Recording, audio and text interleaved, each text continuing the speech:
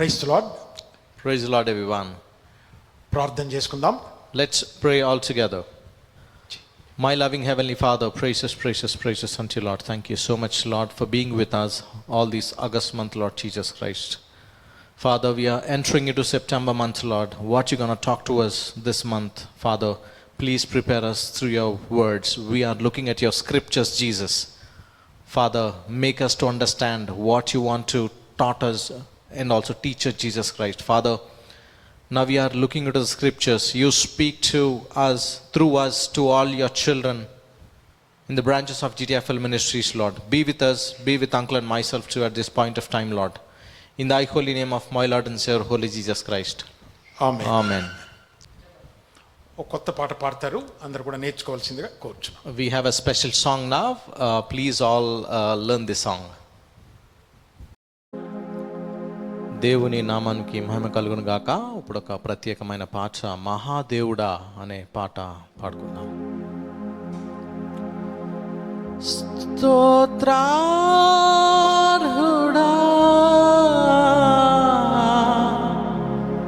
స్తుతి పాత్రుడా, స్తుతులందుకో నా యేసయ్యా.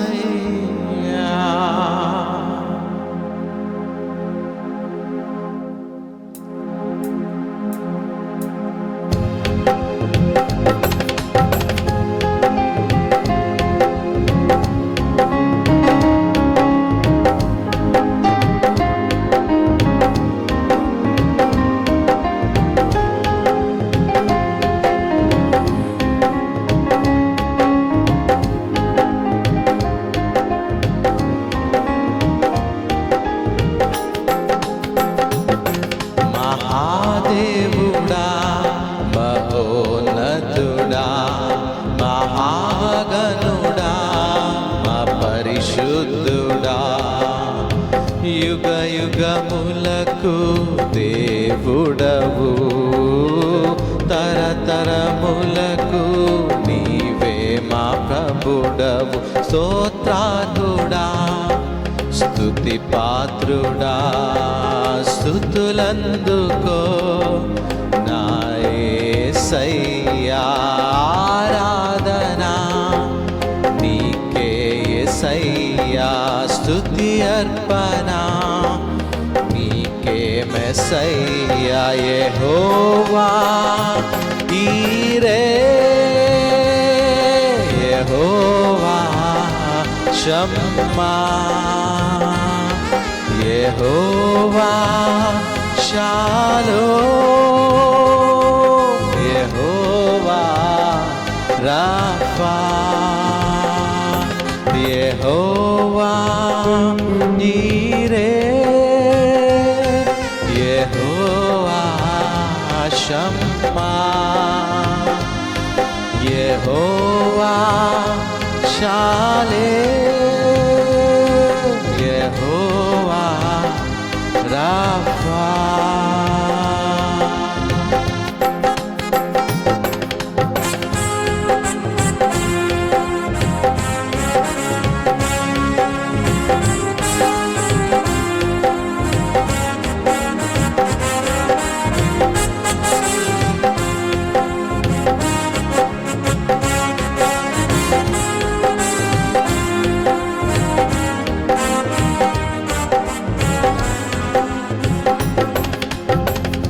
ఆకాశముని సింహాసనం, భూమిని పాదపీఠం, అడవి మృగములు, ఆకాశ పక్షులు, సముద్ర మత్స్యములు నీ నిర్మాణములు. మంటితో నరుని నిర్మించినావు, నీ పోలికలో సృజించినావు, నీ స్వాస్థ్యమునే మాకిచ్చినావు, నీ వారసునిగా మమ్ము పిలచినావు. యెహోవా ఈరే, యెహోవా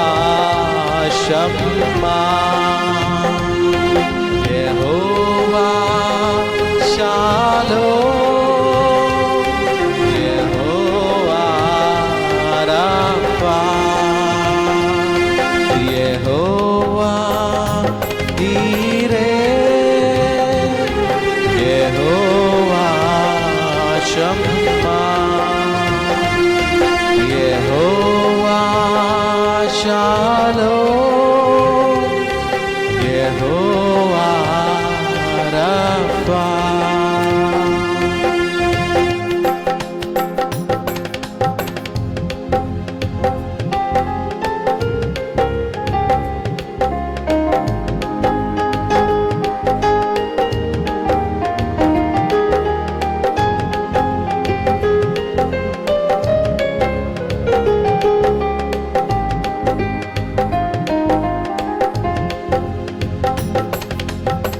పరిశుద్ధుడు పరిశుద్ధుడని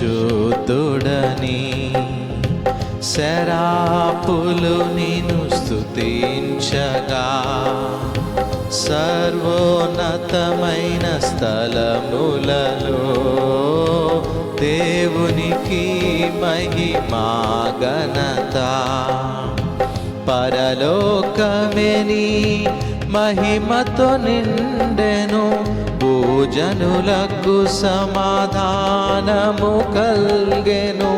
సైన్యములకు అధిపతియగు నీవు, సర్వ సృష్టిలో పూజుడవు నీవు. యెహోవా ఈరే, యెహోవా షమ్మా, యెహోవా షాలోమ్, యెహోవా రాఫా. మహాదేవుడా, మహోన్నతుడా, మహాగణుడా, మా పరిశుద్ధుడా, యుగ యుగములకు నీవుడవు, తరతరములకు నీవే మా ప్రభుడవు. స్తోత్రార్హుడా, స్తుతి పాత్రుడా, స్తుతులందుకో నా యేసయ్యా. ఆరాధనా నీకే యేసయ్యా, స్తుతి అర్పణ నీకే మెస్సయ్యా. యెహోవా ఈరే, యెహోవా షమ్మా, యెహోవా షాలోమ్,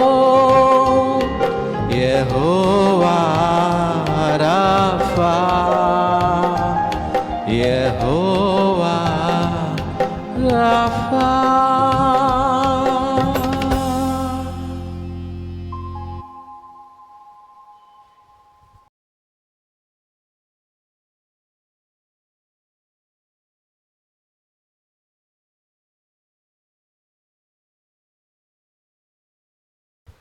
ఈ సెప్టెంబర్ మాసం యొక్క వాగ్దానంలో రెండో భాగంలోకి వెళ్తున్నాం. In this month of September, we are going to the second phase of this promise. మొదటి భాగంలో కీర్తన 28 గురించి మనం ధ్యానిస్తూ వచ్చినాం. The first phase we have learned about Psalms chapter 28. ఈ రెండవ భాగంలో కీర్తన 55లో కొన్ని విషయాలు మనం The ధ్యానించబోతున్నాం. second phase would be from Psalms chapter 55. 55వ అధ్యాయంలో చివరి వచనంలో ఈ యొక్క వాగ్దానాన్ని గురించి మనం చూస్తాం. In this 55 chapter, in 23rd words, we will see in the last line, నేనైతే నీ యందు నమ్మిక ఉంచి ఉన్నాను. but I will trust in you. నేనైతే అంటే దాని అర్థం ఏంటి? But what is the meaning of this? దావీదుకు అనేకమైనటువంటి పెయిన్ఫుల్ బాధకరమైనటువంటి విషయాల గుండా దేవుడు ఆయన నడిపించుకుంటూ వెళ్ళాడు. David has lot of pains, and God has been making David to walk in lot of pains whole his life. కనుక గడిచిన ఈ మాసములో దేవుడు మనకు ఏం నేర్పిస్తున్నాడంటే, in the month of August and also in the month of September, what God wants to teach us is, నీవు నమ్మిన ఎడల, if you trust. ఇవాళ అనేక మంది దేవుని నమ్మడానికి చాలా కండిషన్స్ పెట్టుకుంటారు. Today there are all the people who have a lot of conditions to trust in God. కనుక మొదటి భాగంలో చూసాం రకరకాలైన మరి విషయాల మీద వారు నమ్ముచున్నారు. The first phase we have seen people believe in lot of worldly things. దేవుని దగ్గరికి వచ్చేసరికి వారికి అన్ని ప్రశ్నలు వస్తాయి. When they come to God, they are all question mind. దావీదే మనకు ఒక example. David is a wonderful example for us. ఆయన జీవితంలో వచ్చిన పరిస్థితులు మన జీవితాల్లోకి ఒకవేళ దేవుడు అనుమతిస్తే అసలు మనం దేవుని నమ్మగలమా? Let's say if the same condition, same circumstance of David, if God allows in your life, do you think that you will really trust or believe in Lord Jesus? ఇదే కీర్తన 55 అధ్యాయంలో 22వ వచనము అద్భుతమైన వాగ్దానం మనకందరికి బాగా పరిచయమైనది. In the same 55 chapter 22nd words, we all know this. నీ భారము యెహోవా మీద మోపము, Cast your burdens on the Lord, ఆయన నిన్ను ఆదుకొనును, and he shall sustain you. నీతిమంతులను ఆయన ఎన్నడూను కదలనీయడు. He shall never permit the righteous to be moved. ఎంత అద్భుతమైన వాగ్దానము. What a wonderful promise, my friends. ఇది మనకందరికి బాగా పరిచయమైనది. This is the one we have been seeing this verse so many times. దావీదు అనుభవంతో రాస్తున్నాడు.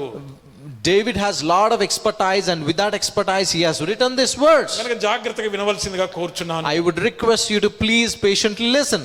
గనుక దావీదు తన జీవితంలో అనేకమైన వ్యతిరేకమైన పరిస్థితులను వెళ్లాల్సి వచ్చింది. Yes, David has been facing lot of painful situations in his life. గనుక సొంత అనగా ఈ యొక్క కీర్తన ఏ సందర్భంలో రాయబడింది అనగా, You know what is the circumstance David wrote this Psalms? సొంత కుమారుడు అబిషాలోము తనకు శత్రువుగా మారిపోయి తండ్రిని చంపడానికి ప్రయత్నం చేస్తున్నాడు. His own son Absalom he became enemy of David. గనక తన దావీదు యొక్క మరి కుడి భుజముగా ఉన్నటువంటి ఐతుపేలు మరి ఇప్పుడు అబిషాలోము వైపు వెళ్ళిపోయాడు. The right hand of David, Ahithophel, had went into Absalom. గనక తనకు ఎంతో సలహాదారుడుగా ఉన్న అతను ఇప్పుడు అబిషాలోకం వైపు వెళ్ళి దావీదుని ఎలాగ చంపాలనో ప్లానింగ్ అంతా ఇస్తా ఉన్నప్పుడు ఎంత బాధ కలుగుతుంది. You know, the person who was right hand of David, who used to give all the instructions of David, he went to David's son, and they are turning opposite to David.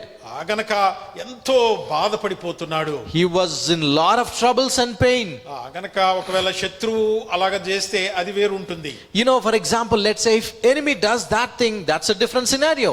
ఎందుకంటే ఆయన ఏమి చేయలేని పరిస్థితి. Because he cannot do anything now. ఆయన ఒకటి చేయగలడు. Only one thing David can do now. అదే 55వ కీర్తనలో మనకు నేర్పిస్తుంది. That's the one we will see in Psalms 55. మొదటి వచనము, The first verse, నేను చదువుతాను వినండి. we will read. Please listen, my friends.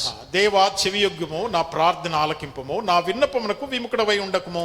Give ear to my prayer, O Lord, and do not hide yourself from my supplication.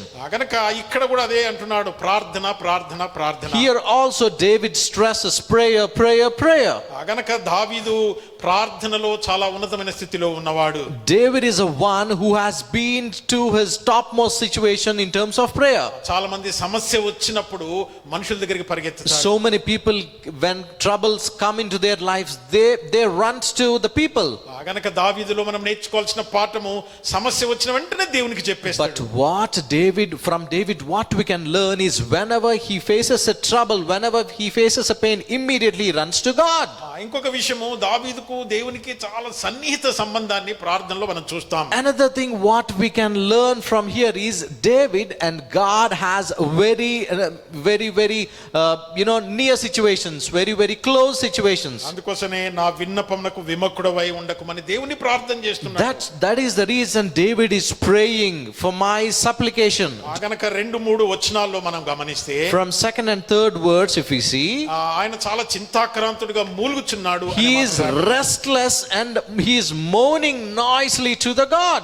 తన చుట్టుపక్కల ఎవ్వరూ లేరు అన్న మరి విధముగా అక్కడ రాయబడుతొచ్చింది. If we read there, around David no one is there at that point of time. నీ నా జీవితంలో, In your and our lives, ఇతరులు నీ గురించి ఏదైనా అన్నా, the other people may tell lot of things about you. నీకు వ్యతిరేకంగా ఏమి చేసినా, They may behave against you. నిన్ను బాధ పెట్టినా, They may make you trouble. నువ్వు అనేక శ్రమల గుండా వెళ్ళినా, Maybe you are going into these troublesome situations.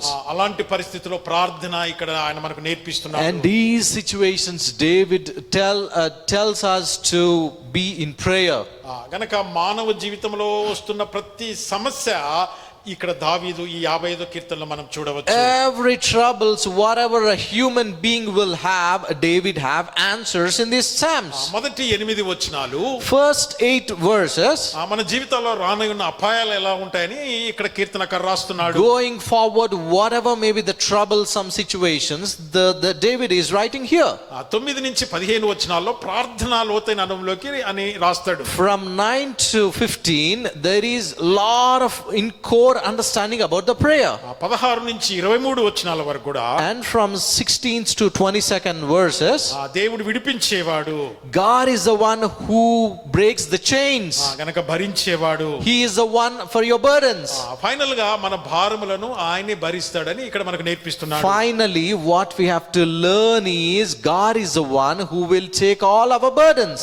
గనక దావీదు జీవితంలో ఆయన ఎలాంటి పరిస్థితులకు వెళ్ళాడంటే, So David went into so much of troublesome situations, like 4, 5, 6 వచనాల్లో from 4, 5, 6 verses, తన సొంత వారే తనను తరుముచున్నట్లుగా చూస్తాం. David's own people have been hunting David. గనక వారు ఎంతో ఆగ్రహము తన మీద చూపుతున్నట్లుగా మనం చూస్తాం. They have lot of cruelsome thoughts towards David. గనక ఆయన అనుకుంటాడు, ప్రభువా నేను చనిపోతే బాగుండన్నటువంటి ఆలోచనలు ఆ వచనాల్లో మనం చూస్తాం. David thinks, oh God, let me die. That was the situation of David. తన గుండె ఎంతో వేదనతో ఉన్నట్లుగా అక్కడ రాస్తున్నాడు. David's heart was very burning. గనక మరణ భయము అనే మాట అక్కడ రాయబడింది. Terrors of death was mentioned in this verse. మన చుట్టూ కూడా అనేక సార్లు అనేకమైన పరిస్థితులు అలా ఉంటాయి. Yes, even in our life we will have all these situations, my friends. ఇంట్లో, In our home, బయట, outside our home, లేకపోతే ఆర్థిక పరిస్థితులు, financial crisis, అనారోగ్య పరిస్థితులు, disease, some situations. గనక నిన్ను అలాంటి ఒత్తిళ్లు కూడా తీసుకొని వెళ్తాయి. You know, all these situations will make you with lot of pressure, some situations. 5, 6 వచనాల్లో From 5 and 6, అక్కడ ఏమని రాస్తాడంటే, you know, the psalmist writes here, ప్రభువా నేను ఎవరిని నమ్మలేకపోతున్నాను, Father, whom to believe? I am unable to believe anyone in this world. నేను పోయి ఒక అరణ్యములో నేను ఒంటరిగా ఎక్కడైనా దాక్కుంటే అక్కడ ఉంటే బాగుండు. I wanted to go into the wilderness. గనక తన జీవితంలో మరి ఎంతో చాలా ఇక ఏమి చేయలేని పరిస్థితి. David is unable to do anything. గనక చూడండి, ఒక అరణ్యంలో పోయి అక్కడ ఉంటే బాగుండంటే ఆయన ఎంత దిగజారి See how much ever is the situation of David where he was thinking that I want to go to wilderness. గనక ఏమిటి ఎందుకు అంత ఆయన నీరసించిపోయాడు? Why this much painful situation in David? ఇవన్నీ బైబిల్ ఎందుకు రాసి పెట్టాయి? Why all these things are mentioned in Bible? నా జీవితంలో ఇవి దేవుడు అనుమతిస్తాడు. Because God will allow this one day in your and our lives, my friends. మీరు 9వ వచనంలో మీరు గమనిస్తే, From 9th verse if we see, ఆయన చుట్టూ బలత్కారము, David, around him there was violence around David, కలహము, strife around David. ఆయన నిర్మూలం చేయాలని అక్కడ మనము చూస్తున్నాం. They wanted to kill David. మన పరిస్థితులు కూడా అప్పుడప్పుడు అలాగే ఉంటాయి. Even our situations are like that, my friends. గనక ఈ లోకంలో మనం యాత్రికులము. We are just walking people in this world. నీవు నేను చేయగలిగింది What you I can do, my friends, దేవుని పట్ల మనం నమ్మకాన్ని పోగొట్టుకోకూడదు. only believe and trust in Lord. దేవుడు దావీదు అదొక్కటే చేస్తూ వచ్చాడు. David, only one thing he has done, ప్రార్థన, only prayer, my friends. చాలా కుటుంబాల్లో ప్రార్థన లేదు. So many families does not have prayer, my friends. ప్రార్థన లేదు. No family prayer. అసలు కలిసి ప్రార్థన చేయరండి. People, they never sit together and pray. ఎంత భక్తి ఉందంటే చెప్పలేము. No, we never know what is their spirituality, my friends.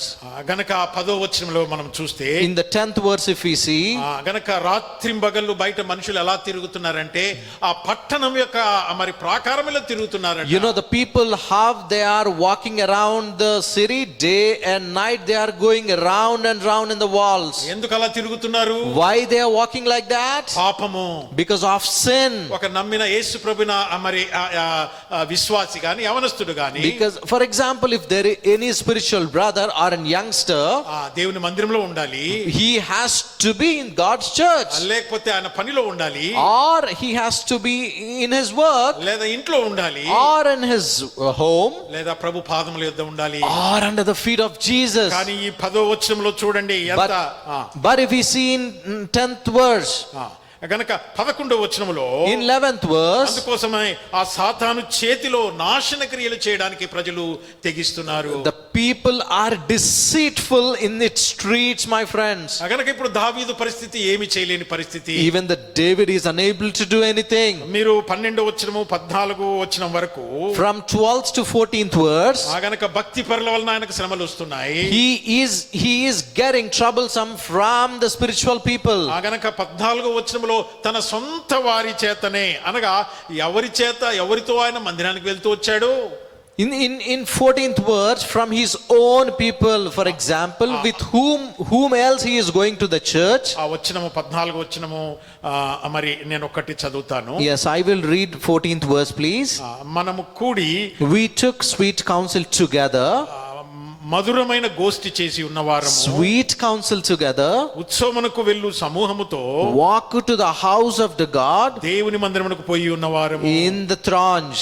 గనక చూడండి, అంటే ఒకప్పుడు కలిసి దేవుని ఆరాధించి దేవుని యొద్దకు వెళ్ళినటువంటి వారు ఎవరు? సొంత కుమారుడు, సొంత వారే.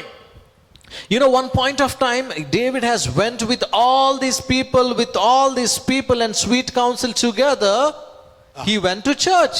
గనక తోటి వారి చేతనే నువ్వు చాలా బాధకు వెళ్ళే పరిస్థితులు వస్తాయి. Along with his friends and well-wishers, you will also face the same troublesome problems. గనక మనము విశ్వాస యాత్రలో బహు జాగ్రత్తగా ఉండాలి. When we are walking in the spiritual life, we should be very much careful. 15వ వచనంలో రాస్తాడు, 15th and 16th verse. ఇవాళ చెడుతనము మరి ప్రపంచంలో విస్తరిస్తుంది. All dwellings, all wickedness there in this world now. వారి గృహములో వారి పిల్లల్లో ఎల్లప్పుడూ అక్కడ వారి చెడుతనము వారి గృహములో ఉందట. Even in their families as well, the wickedness is dwelling. గనక 16వ వచనంలో 16th verse. ఫైనల్ గా ఏమంటాడంటే, Finally David says, నేను దేవునికి మొరపెడతాను. I will only believe in God. కొంతమంది ప్రార్థన అంటే మనసు మంచిగా లేకపోతే అసలు ప్రార్థన. So many people, if their hearts are trembling, they don't pray.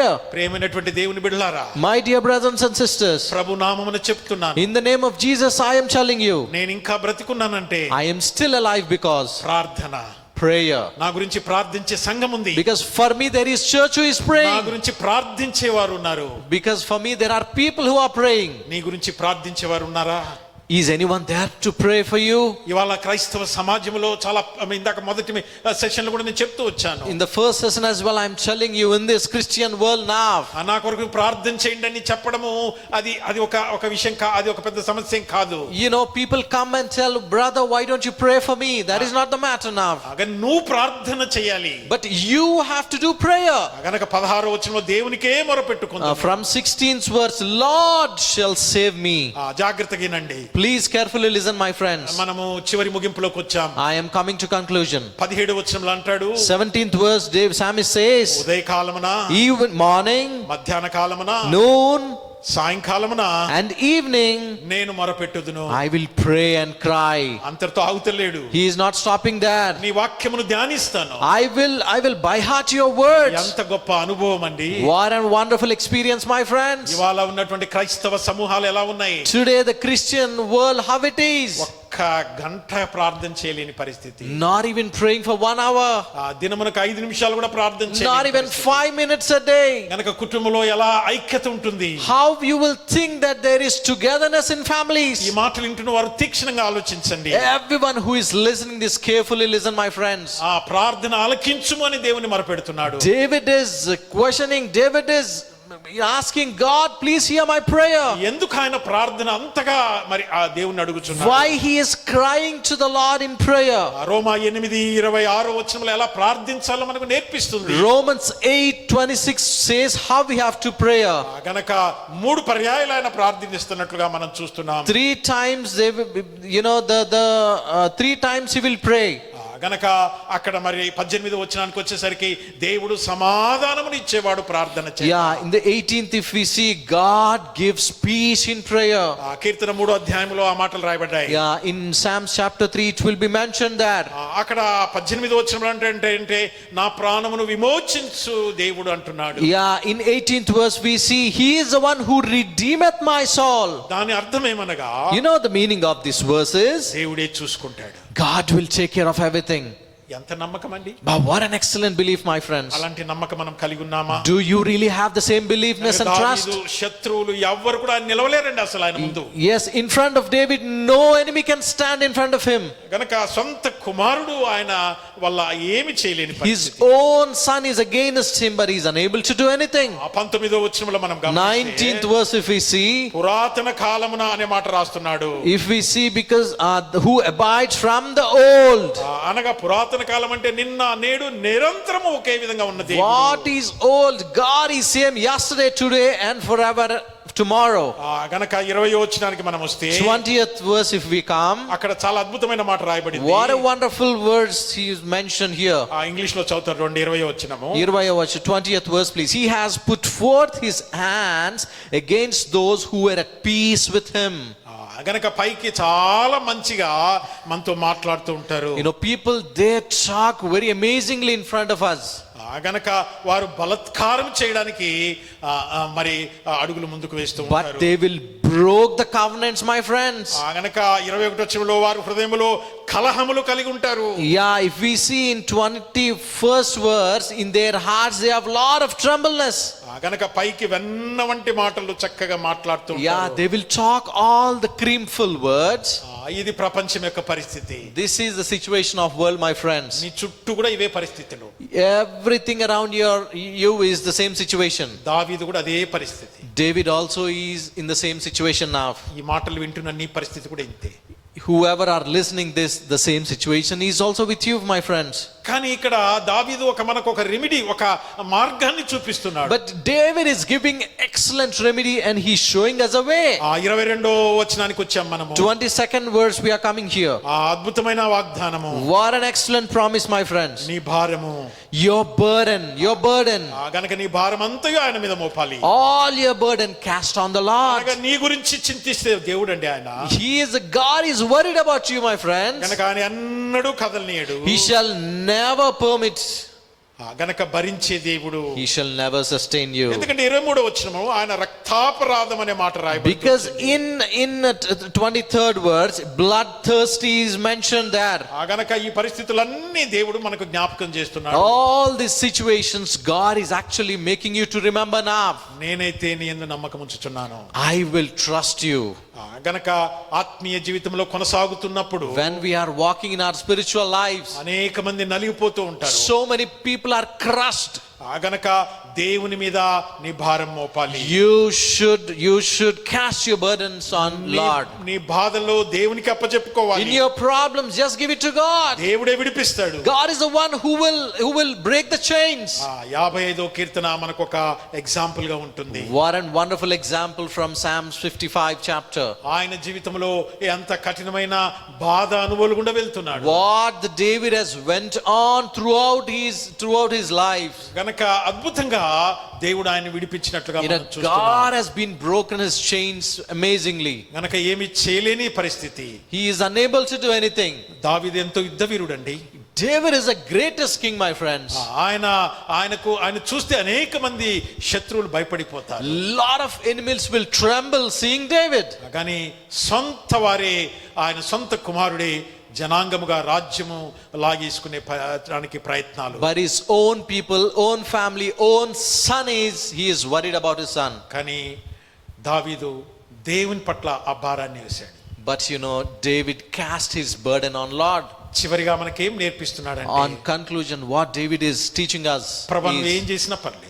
God, whatever you have done, whatever you do, it's okay for me. నేనైతే నీ యందు నమ్మకం ఉంచు. I am just trusting in you. ఈ మాటలు వింటున్న ప్రియమైన దేవుని బిడ్డ, whoever are listening at this point of time, my dear friends, అన్ని పరిస్థితుల్లో దేవుని పట్ల నమ్మకం. every situation you have to believe and keep trusting దేవుడు Lord. నిన్ను పడక మీద ఉంచినా, if Lord allows you to be on the bed, దావీదు లాంటి కష్టమైన మనుషుల పరిస్థితుల్లో నిన్ను తీసుకువెళ్ళినా, if the people around you are like the people around the David now, నువ్వు ఈ మాట చెప్పాలి. you should tell, my friends, నేనైతే నీ యందు నమ్మిక ఉంచుచున్నా. I will trust in you, Lord. అట్టి కృప దేవుడిచ్చును గాక.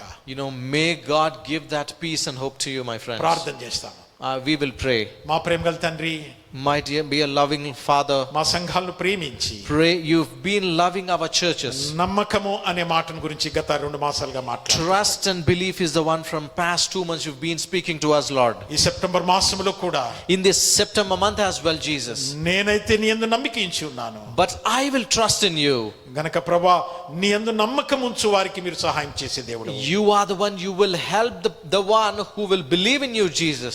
ఈ మాటలు వింటున్న ప్రతి వారిని మీరు ప్రభా దేవుని పట్ల నమ్మకంలో వారిని ముందుకు తీసుకెళ్ళండి. Praying for each and everyone who are listening here in this one, Lord, make them to give you this trust in you, Jesus. ఈ మాటలు వింటున్న నా ప్రియ బిడ్డలు ఎవరైతే ఏ కష్టంలో ఏ ఇబ్బందిలో ఉన్నారో, Praying for my spiritual brothers and sisters who all are in these circumstances, my friends. ప్రభువా వారికి విడుదల Jesus. కలిగించండి. Father, make them break their chains, Lord. మీరు విడిపించే దేవుడు. Yes, you are the one, you will make them to come out of the situations, Father. కీర్తన 55:22 మేము అడుగుచున్నాం.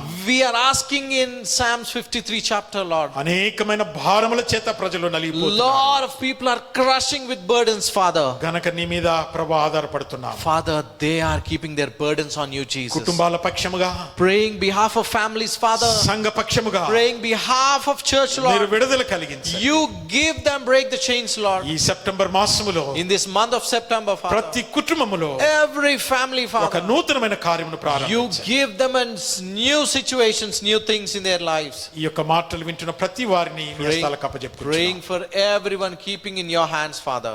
మా ప్రార్థనలు ఆలకించినందుకు వందనాలు. Thank you, Father, for listening all of our prayers. యేసు నామమున ప్రార్థించి వేడుకుంటున్నాము In తండ్రి. the name of Jesus. Amen. Amen. తండ్రి కుమార పరిశుద్ధాత్మని సహవాసము ఇప్పుడు ఎల్లప్పుడు సదాకాలము ఈ సెప్టెంబర్ మాసమంతా ఈ మాటలు వింటున్న ప్రతి వారికి తోడుగా ఉండును గాక. ఆమేన్. Amen. May God bless you. May God be with you. Praise the Lord.